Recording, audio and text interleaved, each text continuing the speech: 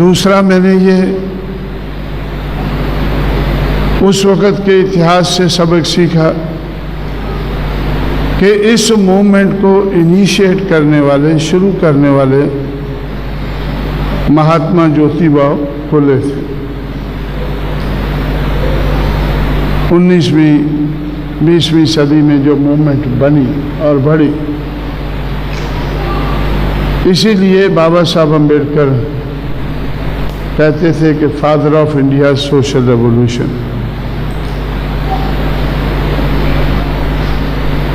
इसलिए उनके बारे में मैंने सोचा कि एक तो सामाजिक दृष्टि से वो शूद्र और अति शूद्र समाज में इतने ज़्यादा गिरे हुए नहीं थे जितने ज़्यादा दूसरे लोग गिरे हुए थे या गिराए हुए थे। सामाजिक दृष्टि से माली समाज के लोग जिसमें वो पैदा हुए, वो महार, मांग और चमार के मुकाबले में इतने ज़्यादा नहीं गिराए गए थे। और आर्थिक दृष्टि से भी वो शूद्र अति शूद्र समाज में संपन्न थे, अपने पैसे से मूवमेंट को चलाने लायक थे।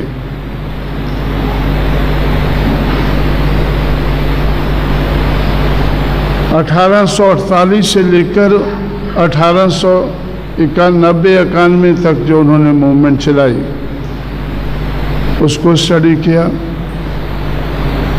फिर 1892 से 1922 तक छत्रपति शाहू महाराज की हालत को मैंने समझने की कोशिश की कि सामाजिक दृष्टि से वो गिराए हुए समाज में तो पैदा हुए, लेकिन दूसरों के मुकाबले में कम गिराए हुए समाज में वो पैदा हुए। सामाजिक गैर बराबरी का वो कम शिकार थे दूसरों के मुकाबले में। और आर्थिक दृष्टि से वो एक महाराजा होने के कारण, छोटे से राज्य का महाराजा होने के कारण, तो आर्थिक दृष्टि से भी वो गैर बराबरी का, आर्थिक गैर बराबरी का बड़ा शिकार नहीं थे। इसलिए सामाजिक और आर्थिक गैर बराबरी के कम शिकार होने के कारण 1848 से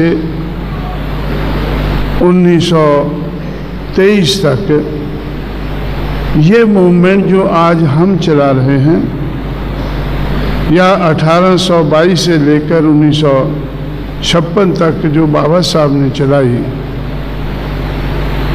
उससे पहले 75 साल तक इस मूवमेंट को उन लोगों ने चलाया जो सामाजिक और आर्थिक दृष्टि से कम गिराए हुए थे। इसका मतलब ये मूवमेंट चलाने की स्ट्रेंथ उनमें थी। जो अछूत लोग थे उनमें वो सामाजिक और आर्थिक स्ट्रेंथ नहीं थी कि वो उसको चला सकें। इसलिए पहले 75 साल तक ये मूवमेंट महाराष्ट्र में फुले और शाहू ने, और दक्षिण भारत में नारायण गुरु और पेरियार ने, या और उनके साथियों ने, जो शूद्र समाज के लोग थे, उन लोगों ने इस मूवमेंट को चलाया। 1922 के बाद ये मूवमेंट जब आगे बढ़ी तो बाबा साहब अम्बेडकर की देखरेख में ये मूवमेंट आगे बढ़ने लगी। लेकिन बाबा साहब अम्बेडकर को जिस माली और कुनबी ने थोड़ा बहुत सहयोग फुले और शाहू को दिया, उतना भी सहयोग उनका बाबा साहब अम्बेडकर को नहीं मिला। क्यों?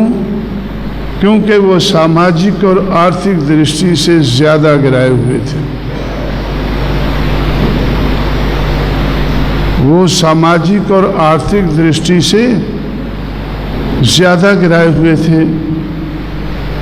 इसलिए जो कम गिराए हुए लोग हैं वो ज़्यादा गिराए हुए लोगों को सहयोग देना पसंद नहीं करते। बाबा साहब अम्बेडकर ने जब रिजर्वेशन के बारे में अंग्रेज़ों को रजामंद किया तो इसी आधार पर उन्होंने रजामंद किया कि शेड्यूल कास्ट, शेड्यूल ट्राइब के लोग ऐसे इतने ज़्यादा गिराए हुए लोग हैं कि शूद्र समाज के लोग भी उनको वोट देना और वोट देकर उनको असेंबली पार्लियामेंट में भेजना पसंद नहीं करेंगे। इसलिए इनके लिए सीटें भी रिजर्व होनी चाहिए। और फिर सेपरेट इलेक्टोरेट के लिए अंग्रेज़ क्यों रजामंद हुए कि इनके अपने वोट से ही, इनके अपने समाज के वोट से ही इनको असेंबली और पार्लियामेंट में जाने का मौका मिलना चाहिए।